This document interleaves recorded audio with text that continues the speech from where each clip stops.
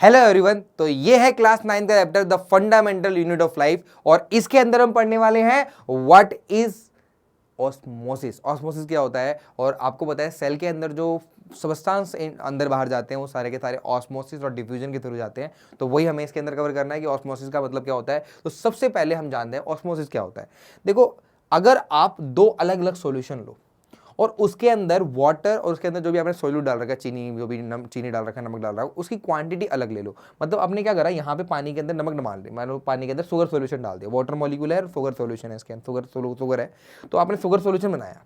इस वाले पार्ट के अंदर क्या है, आपको दिख रहा है वाटर मॉलिक्यूल जो है वो कम है इसके कंपैरिजन में, यहाँ वाटर ज्यादा है, यहाँ वाटर कम है। तो ये सेमी परमेबल मेम्ब्रेन जो होती है ना, ये सिर्फ और सिर्फ वाटर को ही ट्रांसपोर्ट कर सकती है, चीनी को या जो आपके अंदर सोल्यूट है उसको ट्रांसमिट नहीं होने देगी, उसके पार्टिकल बड़े हैं तो उसको नहीं आने देगी जगह साइड, सिर्फ वाटर ही इसके अंदर से मूव कर सकता है। तो हो क्या रहा है कि आपने एक सेमी परमेबल मेम्ब्रेन ली, तो semi permeable membrane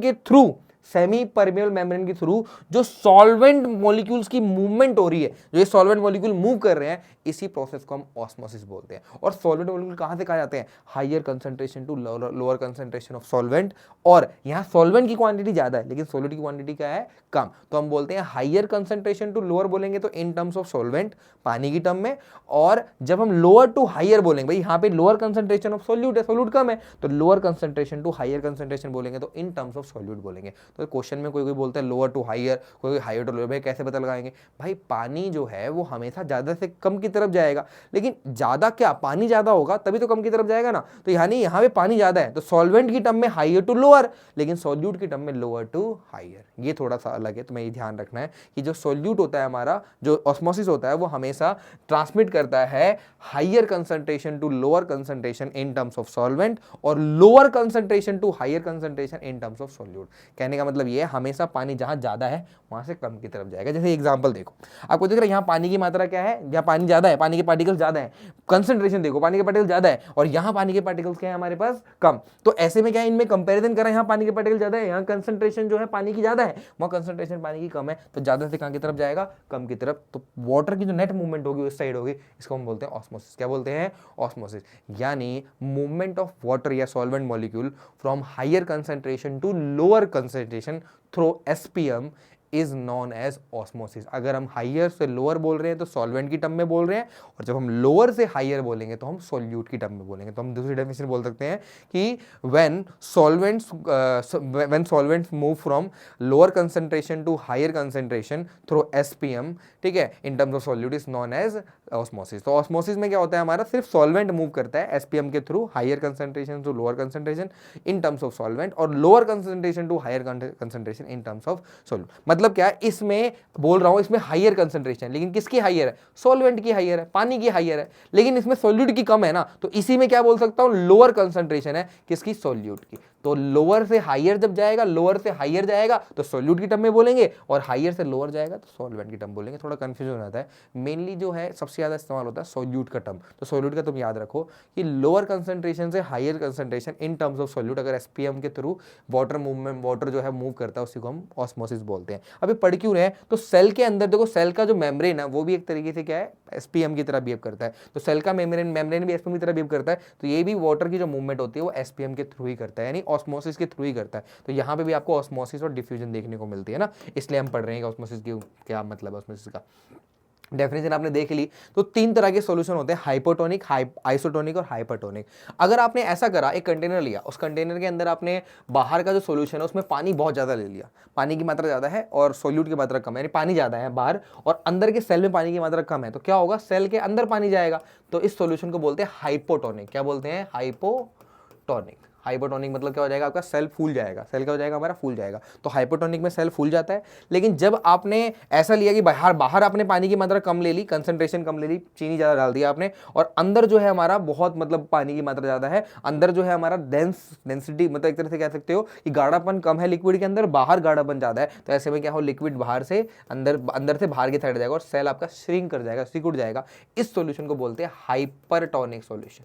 hypertonic solution, hypertonic solution बोलते हैं इसको, ठीक है ना। और जब दोनों बराबर होंगे तो लिक्विड कहीं भी नहीं जाएगा, तो आइसोटोनिक है, यानी सॉल्यूशन का कंसंट्रेशन जो है, सोल्यूट जो है वो ज़्यादा है, मतलब चीनी ज़्यादा मात्रा में डाल रखी है आपने सॉल्यूशन, बाहर वाले सॉल्यूशन के अंदर, तो हाइपरटोनिक है, श्रिंक कर जाएगा। अगर बाहर की कंसंट्रेशन कम है, वाटर ज़्यादा है, तो वो हाइपोटोनिक होगा, वो क्या कर जाएगा आपका, स्वेल कर जाएगा। लेकिन अगर बराबर है, जो कंसंट्रेशन सेल के अंदर है जो वही बाहर सॉल्यूशन में, उसे कहते हैं आइसोटोनिक, वहाँ पे कोई चेंज नहीं होगा, ना पानी अंदर जाएगा ना पानी बाहर आएगा, उसे आइसोटोनिक कहते हैं। तो ये हमारे 3 है, डेफिनेशन लिख रखी है, तुम पढ़ सकते हो उसको, ठीक है। तो यहाँ पे देखो एग्जाम्पल दिखा रखे हैं, ये आपका सेल जो है फूल गया है, इसका मतलब ये हाइपोटोनिक सोल्यूशन में रखा होगा, ये सेम टू सेम है तो आइसोटोनिक में रखा होगा, और यहाँ पे सेल श्रिंक कर गया है तो ये होगा हमारा हाइपरटोनिक सोल्यूशन, है ना, श्रिंक कर गया है तो हाइपरटोनिक सोल्यूशन में रखा होगा।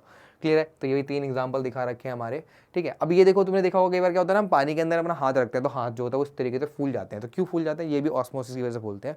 हाथ पानी के अंदर रखने पर क्या होता है कि जो पानी जो है हमारा, वो पानी की मात्रा ज़्यादा है और अंदर हमारे सॉल्यूशन के अंदर पानी की मात्रा कम है, तो पानी अंदर चला जाता है और अंदर पानी जाता है तो हमारा फूल जाता है। वो अलग बात है कि ये इक्वली नहीं फूलता, क्योंकि कहीं कहीं से क्या होता है हमारा सेल, कहीं कहीं से हमारा क्या होता है, सेल चिपका होता है, मतलब हमारे स्किन जो होती है कहीं से चिपकी होती है, कहीं कहीं से क्या होती है नहीं चिपकी होती। तो जिन जिन जगहों पे तुम्हें ये लाइन ही दिखनी नहीं ऐसे करके नहीं चिपकी यहाँ से, इसका मतलब उस जगह पे क्या है आपका सेल आपका चिपका हुआ नहीं, उस जगह पे क्या है हमारा सेल यहाँ से उभरा हुआ है, तो वहाँ पे सेल वो स्किन जो है टच नहीं है, स्टिक नहीं है, चिपकी नहीं है। लेकिन जहाँ उभरा नहीं है वहाँ पे स्किन जो है चिपकी हुई है हमारी, तो इस जगह पे स्किन इसलिए इस तरह का शेप बन जाता है। और ये हेल्प भी करता है एक तरह से क्या करने में, ग्रिप बनाने में। पानी के अंदर कोई चीज़ पकड़नी है आपको तो ग्रिप बनाने में भी ये चीज़ हेल्प करती है। तो ये इसलिए होता है कि वाटर जो है बाहर ज़्यादा है और स्किन के अंदर हमारी वाटर के पार्टिकल कम होते हैं, तो हमारा स्किन के थ्रू ही क्या होता है, पानी अंदर चला जाता है और हमारे हाथ इस तरीके से फूल जाते हैं ना। तो वहाँ पे सोल्यूशन किस तरह से बिहेव करता है, हाइपोटोनिक सोल्यूशन की तरह बिहेव करता है। तो तुम्हें ध्यान रखना है। ये कुछ क्वेश्चन कर लेते हैं ऑस्मोसिस के,